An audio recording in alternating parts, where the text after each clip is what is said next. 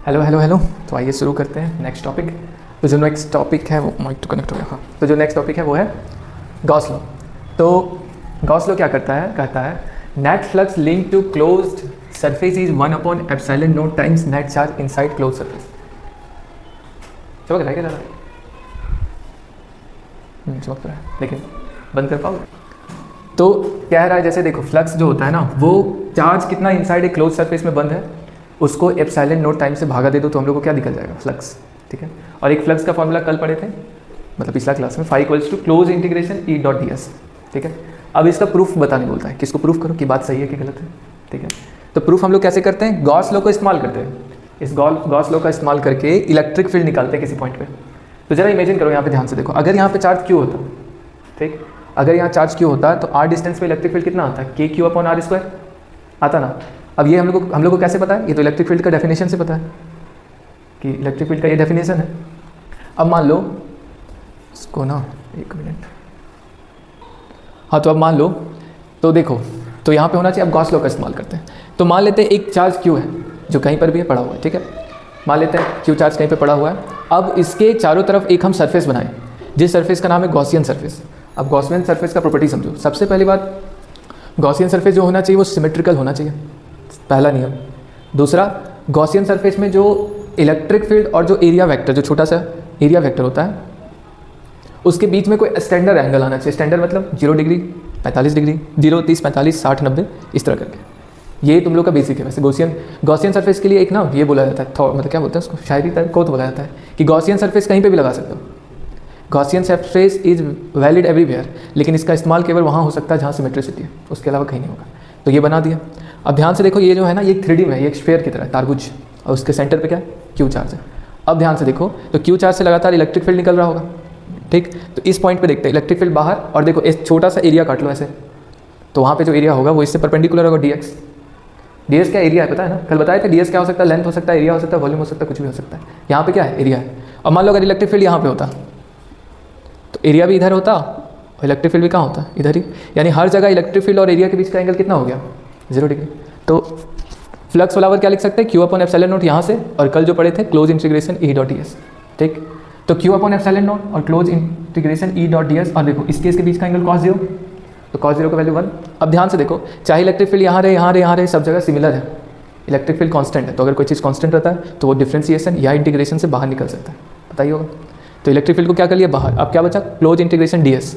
तो ये छोटा छोटा एरिया को छोड़ेंगे तो क्या हो जाएगा, पूरा एरिया हो जाएगा सरफेस एरिया। तो बताओ स्फीयर का सरफेस एरिया क्या होता है, बच गए, बोलो बोलो बोलो,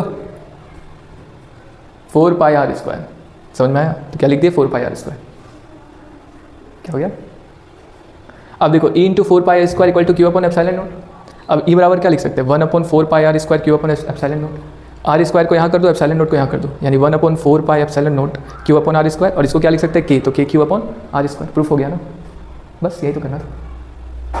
प्रूफ कर दिया ना, गॉस लॉ का इस्तेमाल करके क्या प्रूफ कर दिया, इलेक्ट्रिक फील्ड, यानी कि ये बात सच है। तो आप लोग पॉज करके नोट कीजिए, या फिर पापा को बोलेंगे। चलो अब आगे देखते हैं। अब बताना electric field due to a wire with linear density lambda, और लैम्डा कितना, क्यू अपॉन एल। ये फिगर तुम लोग को समझ में आ रहा है, एक वायर है कैपिटल लेंथ, ये तो धोखा देने में लगता है कैपिटल एल लेंथ का वायर है, उसमें एक सिलेंडर काट लिया स्मॉल एल लेंथ का। ठीक है, ये गॉसियन सरफेस बन गया। अब इसमें हम लोग को समझना है। ठीक है, तो एक बात बताओ, फ्लक्स नेट निकालते हैं। तो नेट फ्लक्स किसके लिए, flux due to surface 1, flux due to surface 2 और फ्लक्स ड्यू टू सरफेस 3। ठीक है, अभी तो छाप रहे हो, देख लो इधर।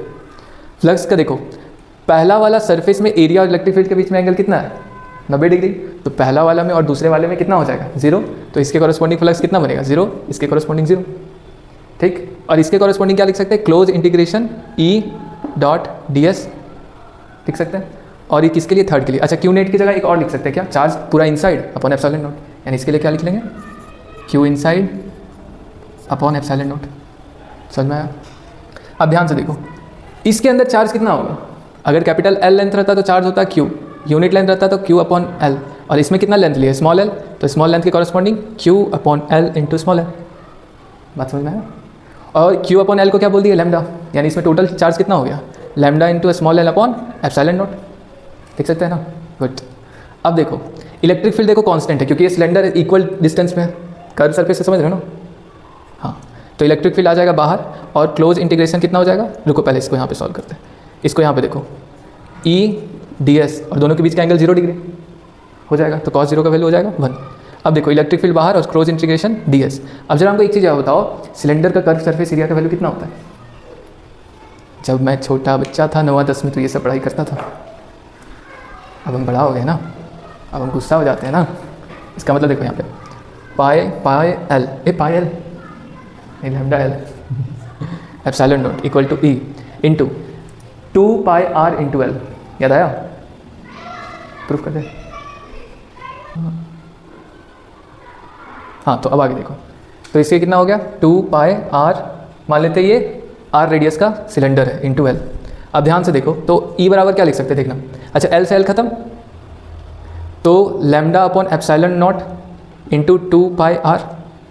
ठीक है, अगर 2 से ऊपर गुना और भागा करते तो क्या दिखेगा देखना। ये 2 पाई को इधर ले जाओ, तो 2 से ऊपर गुना किया भागा किया तो 2 2 4 pi epsilon not into 2 lambda upon r. दिख रहा है? 2 से काट लो ना। इसको क्या लिख सकते हैं? के, तो के 2 लैम्डा अपॉन आर ई, यानी ई बराबर क्या लिख सकते हैं? 2 के लैम्डा अपॉन आर। याद रखें, यही है आंसर। प्रूफ हो गया ना? नोट कीजिए। तो चलिए आगे चलते हैं। अब देखो वो लीनियर जो चार्ज था, इधर ध्यान से देखो, उसके लिए इलेक्ट्रिक फील्ड कितना था? 2 के लैम्डा अपॉन आर, यानी इनवर्सली प्रोपोर्शनल टू आर, यानी कि रेक्टेंगुलर हाइपरबोला। ग्राफ समझ में आया? अब देखो यहाँ पे एक शीट है, शीट में एक सिलेंडर घुसा दिया। ठीक है, फिर से ये एरिया और कर्व एरिया, तो कर्व एरिया फिर से 90 डिग्री पे उसके साथ। और देखो यहाँ इलेक्ट्रिक फील्ड और एरिया वेक्टर बाहर की तरफ, यानी थीटा 0, यहाँ पे थीटा 90। तो 3 एरिया यहाँ पे फिर से बन गया 1 2 और 3। तो नेट फ्लक्स लिखते हैं फिर से। फ्लक्स नेट बराबर कितना हो गया? Flux due to 1, flux due to 2, flux due to 3। कीड़ा, खुरमा, शकरपाला और क्या लाना था? गेंदा का फूल और मोर का पंख। अब ध्यान से देखो, इस एरिया इसको 2 बोलते हैं, तो 2 कर्व सरफेस एरिया है, उससे तो कुछ नहीं बनेगा। तो 2 से कितना फ्लक्स बनेगा? 0। और देखो 1 से कितना बनेगा? तो close integration E dot d S, किसके लिए 1 plus close integration E dot d S और 3।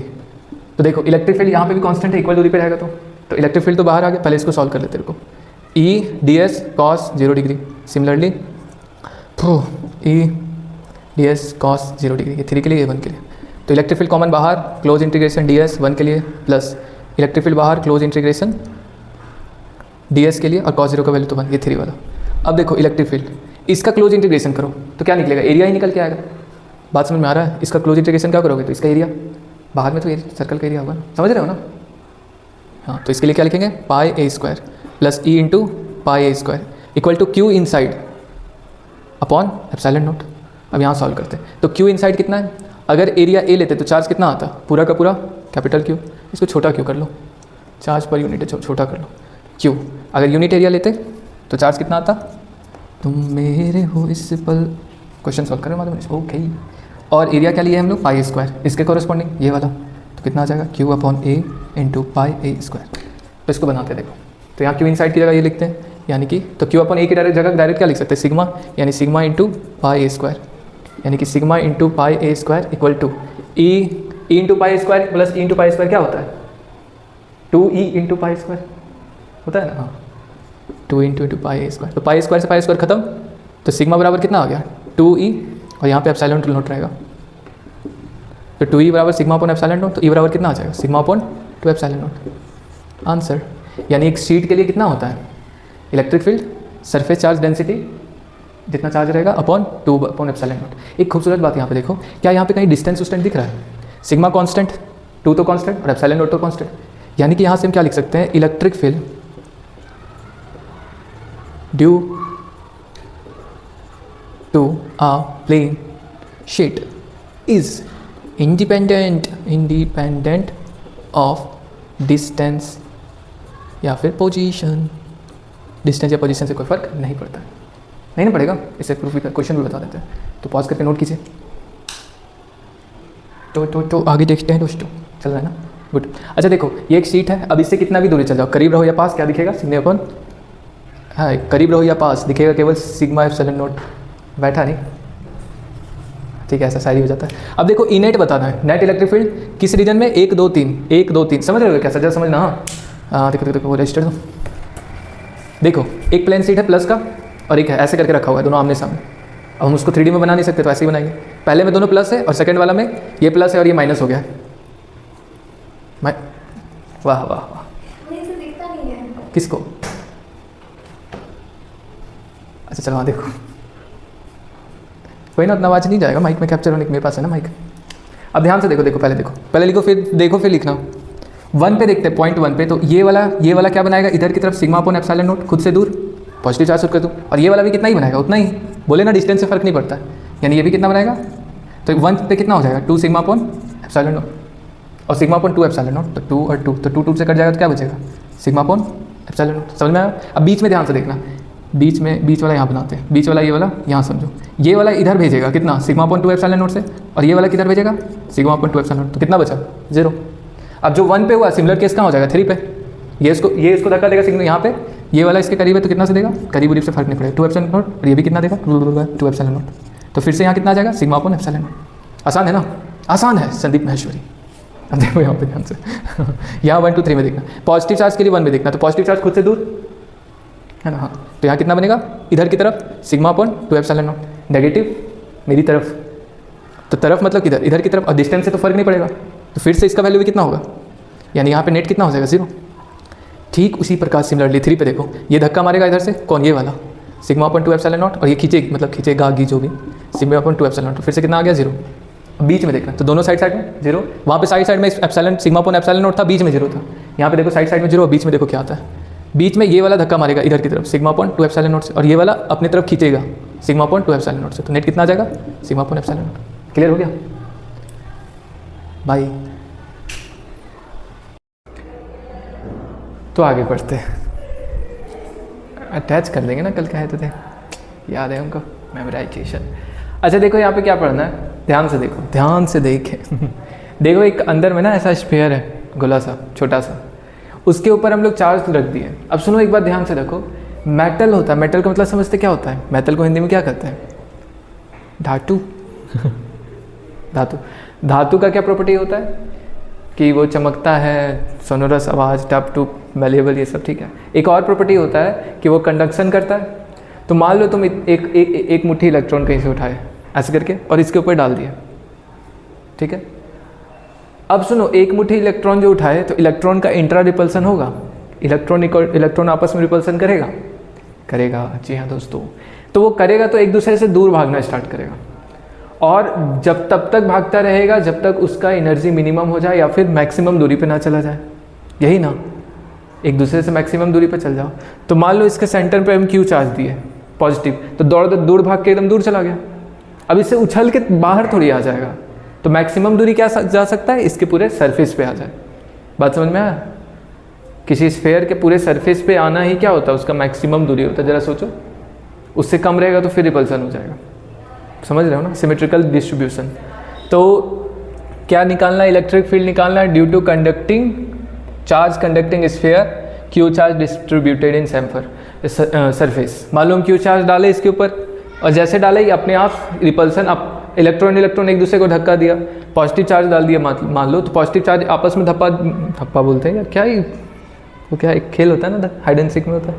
हाँ, तो धक्का देकर क्या हो गया, एक दूसरे से एकदम दूर चला गया। तो दूर कहाँ चला गया, उसके पूरे सरफेस पे। अब उछल के बाहर थोड़ी जाएगा। अब ध्यान से देखो, इसके लिए देखो, इसका जो रेडियस मान लिया छोटा है, अब इससे r दूरी पे मान लो निकालना है, तो फिर से बना लिए गॉसियन सरफेस, ठीक है। अब देखो एक छोटा स्फीयर है, तो अगर गॉसियन सरफेस बनाना चाहें सिमेट्रिकल, तो एक बड़ा स्फीयर बना सकते हैं। देखो बताए थे ना, गॉसियन सरफेस बनाने के लिए हम लोग को सिमेट्रिसिटी देखना पड़ता है।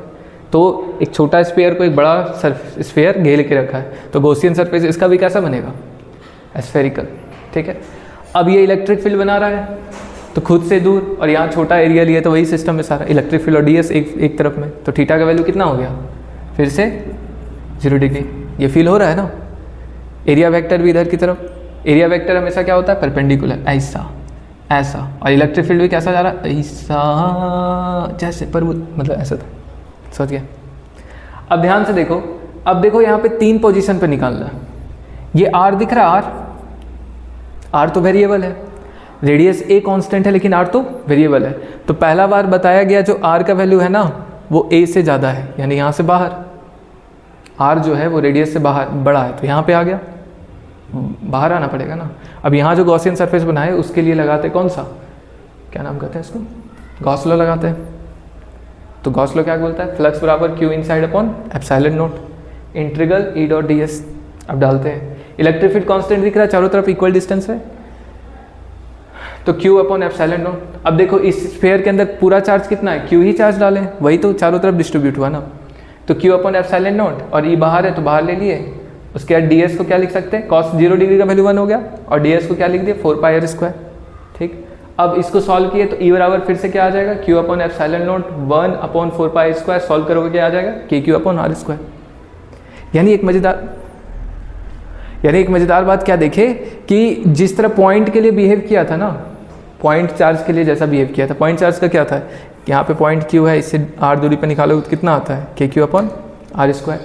तो उसी तरह कंडक्टिंग स्फीयर के लिए बिहेव करेगा, कब, जब उससे रेडियस से दूरी पे जाके लेंगे, जब उसके रेडियस से बाहर जाएंगे तो सिमिलर बिहेव करेगा। ठीक है, अब मान लो उसके सरफेस पे लिए, तो सरफेस पे आर का वैल्यू यहाँ से घटाते घटाते यहाँ आ गया, तो आर का वैल्यू कितना हो गया, ए, आर का वैल्यू ए हो गया, तो बस आर की जगह क्या डालोगे, यानी के क्यू अपॉन ए स्क्वायर। बात समझ में आया, यानी उस स्फीयर से बाहर कितना है, के क्यू अपॉन आर स्क्वायर, उसके सरफेस पे कितना है, के क्यू अपॉन ए स्क्वायर रेडियस। अब मान लो उसके इनसाइड चले गए, यानी आर का वैल्यू ए से भी छोटा हो गया, यानी पहले यहाँ थे, फिर इसके सरफेस पे आए, फिर इसके अंदर चले गए, तो सोचते हैं क्या होगा। तो देखो फिर से वही लगाए फॉर्मूला, ई dot d S cos 0 Q inside upon 0, ई बाहर आ गया ई डी एस। अब बताओ क्या अंदर में कोई चार्ज है, तो अंदर में चार्ज नहीं तो चार्ज 0, तो इलेक्ट्रिक फील्ड 0। जब चार्ज नहीं तो इलेक्ट्रिक फील्ड कहाँ से होगा।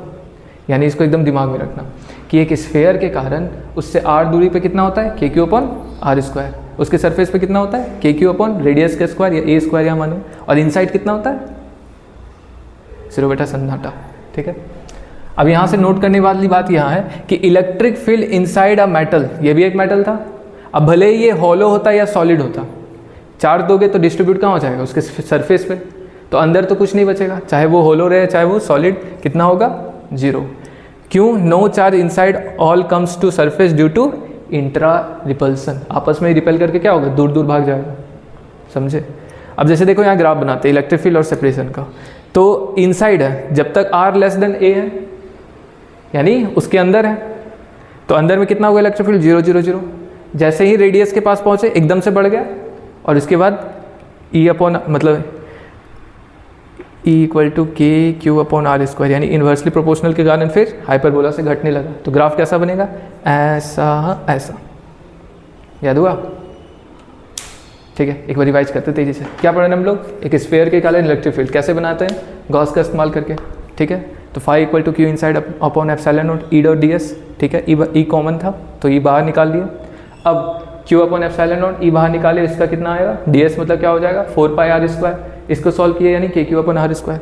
ठीक, ये कब है, जब रेडियस से बाहर है। अब रेडियस पे आएंगे तो बस ए स्क्वायर कर दो, और उसके अंदर जाएंगे तो चार्ज ही नहीं मिलेगा, तो इलेक्ट्रिक फील्ड कहाँ से मिलेगा। नोट क्या करना है, चाहे वो मेटल रहे, चाहे वो होलो रहे या सॉलिड रहे, उसके अंदर में कोई चार्ज नहीं होता है तो इलेक्ट्रिक फील्ड नहीं होगा।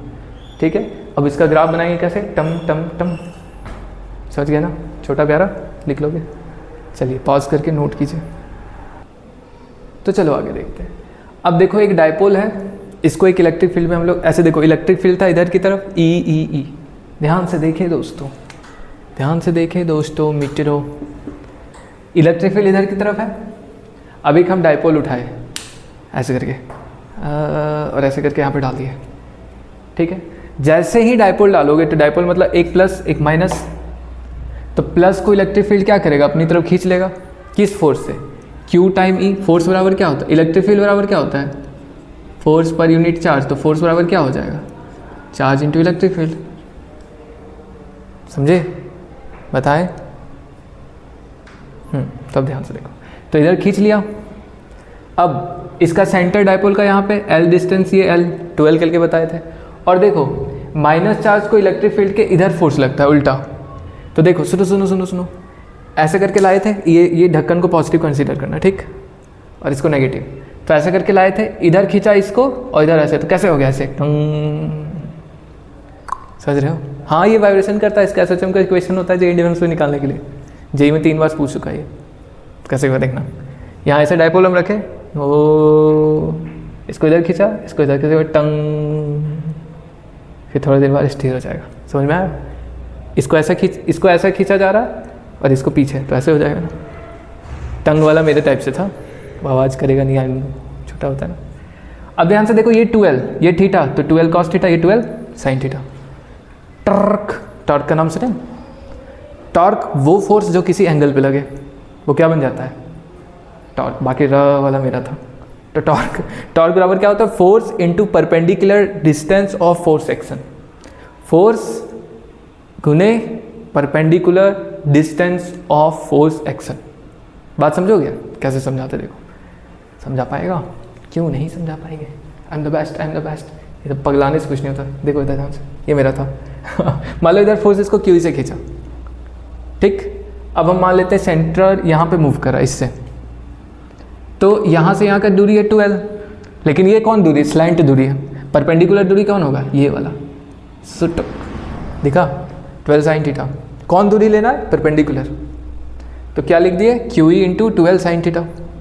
अब q इंटू 12 को एक साथ कर दिया E sine theta. q into 12 को क्या बोलते हैं? Dipole moment. और ई का ये हो गया साइन थीटा।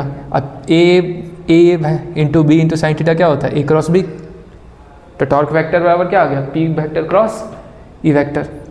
अब यहाँ पे देखो, टॉर्क वेक्टर पी ई, फिर इसको लिख दिया पी साइन थीटा के फॉर्म में। अब ध्यान से देखो, टॉर्क मैक्सिमम क्या होगा? तो ये तो कांस्टेंट, ये भी बदल सकते हैं, तो साइन थीटा जितना बदलेगा उस हिसाब से। तो साइन थीटा मैक्सिमम कब होता है? 90 डिग्री पे। यानी टॉर्क भी मैक्सिमम कब होगा? 90 डिग्री पे। तो 90 डिग्री पे वैल्यू क्या हो जाएगा? साइन 90, यानी कि पी। यही तो है टॉर्क मैक्सिमम। मिनिमम कहाँ होगा? 0 डिग्री पर 180 डिग्री पे। तो 0 पे वैल्यू कितना होता है? 0, यानी टॉर्क बराबर यहाँ पे कितना आएगा? 0। यहाँ पे टॉर्क बराबर आ गया पी, और 180 डिग्री पे होता है -0। तो -0 + 0 कुछ होता नहीं है, तो क्या हो जाएगा? फिर से 0।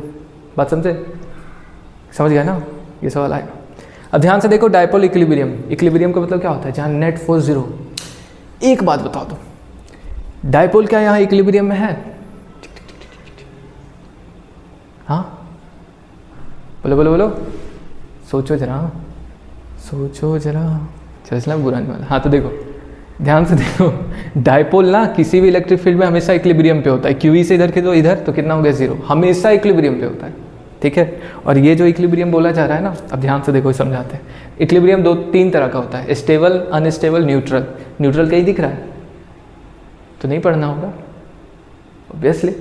न्यूट्रल नहीं है तो नहीं पढ़ना होगा। तो क्या है? Stable, unstable. स्टेबल कहाँ पे होगा? स्टेबल वहाँ होगा जहाँ टॉर्क 0, तो 0 डिग्री और 180 डिग्री। स्टेबल मतलब क्या? टॉर्क 0। और अनस्टेबल कहाँ होगा? जहाँ पे टॉर्क का वैल्यू होगा। जरा इसको इमेजिन करना, ठीक है, सोचना। इलेक्ट्रिक फील्ड इधर की तरफ है, अब ये वाला वैल्यू डालते हैं, कौन? 0 डिग्री, यानी कि पॉजिटिव चार्ज। देखो डायपोल मोमेंट क्या होता है? नेगेटिव पॉजिटिव, यानी कि ऐसा, ठीक। अब डायपोल मोमेंट इधर है अभी, और इलेक्ट्रिक फील्ड उधर लग रहा है, तो थोड़ा देर खींचने के बाद ऐसा हो जाएगा, टुंग टुंग टुंग टुंग, फिर ऐसा हो जाएगा। तो इस बार डायपोल मोमेंट और इलेक्ट्रिक फील्ड के बीच में एंगल कितना? 0। तो ऐसा है तो ऐसा ही रहेगा, कोई दिक्कत नहीं है।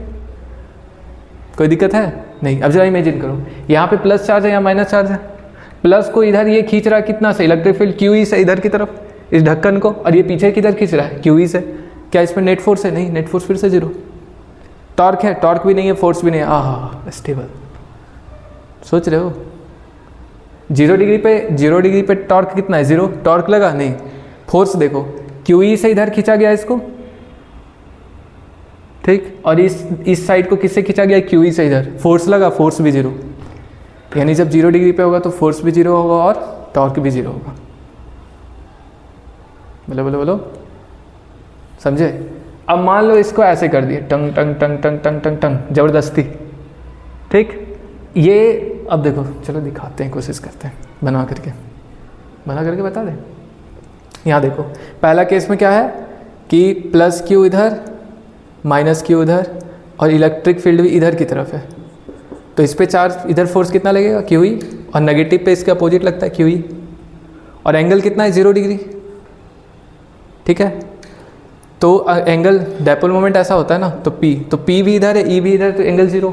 तो नेट फोर्स देखो, क्यू ई इधर लगा, क्यू ई इधर लगा, तो नेट फोर्स कितना? 0। और देखो 0 डिग्री है, तो नेट टॉर्क भी कितना? 0। अब ध्यान से देखो, इसको पलट दिए, ये हो गया केस 1, मतलब A समझ लो। अब B, इस बार क्या किए? पॉजिटिव चार्ज इधर कर दिए और नेगेटिव इधर, तो डायपोल मोमेंट कैसा बन गया इधर, लेकिन इलेक्ट्रिक फील्ड कैसा है इधर, तो 180 डिग्री पे हो गया, डायपोल इधर इलेक्ट्रिक फील्ड इधर। डायपोल किधर होता है, माइनस से प्लस। अब ध्यान से देखना, नेगेटिव पे फोर्स किधर लगेगा, इलेक्ट्रिक फील्ड के अपोजिट यानी इधर की तरफ, और पॉजिटिव पे किधर लगेगा, इलेक्ट्रिक फील्ड की तरफ।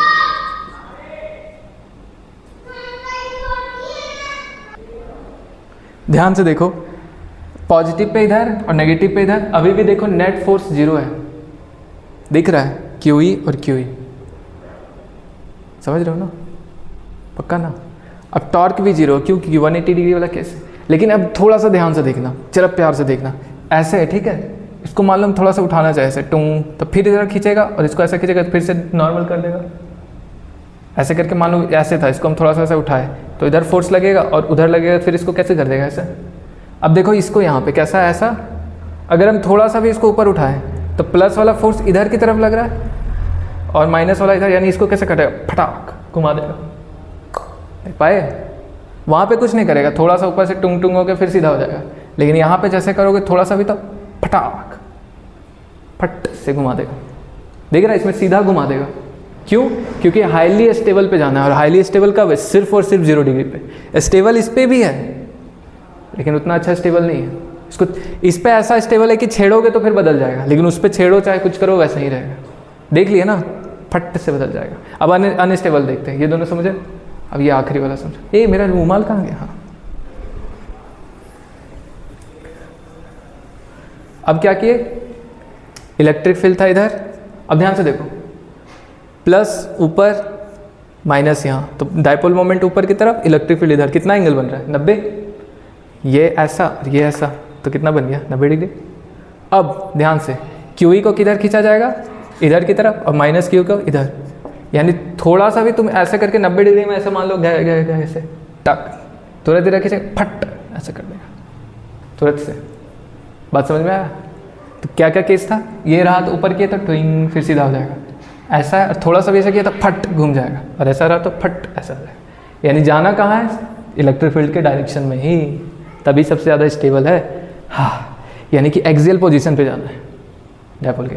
फील हुआ, चलो ठीक है, ओके, आंखें खुली हो या हो। अब सवाल देखो, एक चार्ज Q है जो स्फीयर S1 के अंदर बंद है, एक चार्ज 2Q है जो इससे बाहर है और S2 के अंदर है। बात समझे। तो पूछ क्या रहा है, ratio of flux through S1 and S2, ठीक है। तो पहला क्या करते हैं, सोल्यूशन। तो क्या बोल रहा है, फ्लक्स 1 से और फ्लक्स 2 का रेशियो बताना है, यही ना। तो फ्लक्स का फॉर्मूला क्या होता है, Q inside upon epsilon not. तो इसके अंदर Q कितना है, Q और एप्सिलॉन नॉट। इस बाहर वाले के अंदर कितना है, तो 2Q के साथ Q भी तो है, बाहर वाले के अंदर तो दोनों आ जाएगा ना। तो कितना हो जाएगा, 3Q अपॉन एप्सिलॉन नॉट, टुप टुप टुप टुप, तो कितना आ जाएगा, 1/3 आंसर। समझे। अब ये जो सवाल है ना, इसको समझाते हैं, तब तक पॉज करके नोट कर लीजिए। तो ध्यान दे दे। अब दूसरा सवाल बोल रहा है, how flux get change if dielectric material K5 is inserted inside surface. कहाँ इंसर्ट कर दिए हैं, हाँ सरफेस 1 यानी S1 में, ठीक है। इसका मतलब समझो, S1 ऐसे देख रहे हो, लगता है जैसे तुम लोग इसका भी गलती हुआ है, और ये गलती नहीं हम जान के लिए थे, तुम लोग समझो है ना। अब देखो ध्यान से सुनो, अगर देखो S1 से पूछ रहा है कि फ्लक्स कैसा होगा, तो सुनो फ्लक्स कितना होगा, नेट फ्लक्स देखते हैं। तो फ्लक्स नेट कितना होता है, 3Q अपॉन एप्सिलॉन नॉट, ठीक। अब मान लो डाइलेक्ट्रिक का मतलब समझते हो, लेक्चर 1 में बताएं, लेक्चर 1 जाके देखिए, सबसे ज़्यादा व्यूज़ उसी में है। अब ध्यान से देखो, इसके अंदर डाइलेक्ट्रिक डालने का मतलब एक नो मेटल मटेरियल ऐसे भर दिए, जिसका K का वैल्यू कितना है, 5। को बादल को यहाँ से हटा के दूसरी जगह शिफ्ट करेंगे, K का वैल्यू कितना है, 5। यानी जैसे डाइलेक्ट्रिक डालते हो ना, तो जितना भी फ्लक्स होगा ना उससे K टाइम्स घट जाता है, यानी यहाँ K डाल दो, यानी कितना, 3Q अपॉन 5 एप्सिलॉन नॉट, हो गया आंसर, खत्म। जितना कभी तुम डाइलेक्ट्रिक डालोगे उतना घट जाएगा उतना टाइम्स। अब क्यों, तो एक ही चैप्टर थोड़ी है, नेक्स्ट चैप्टर। तो तुम लोग को बहुत इंपॉर्टेंट बात बताना है, ठीक है। और ये बताने के लिए आप लोगों के प्रिय विनोद जी आएंगे आप लोग के बीच में। टा ना ना ना ना ना ना।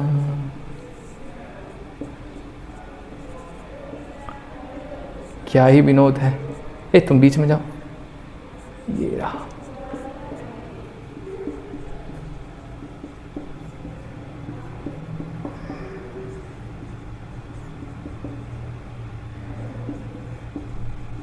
हाँ जी दोस्तों, ये सच है। तो चैप्टर एंड। मस्त रहें, हेल्दी रहें, जोरदार रहें। Okay bye. विनोद जी ने कहा ना थैंक यू।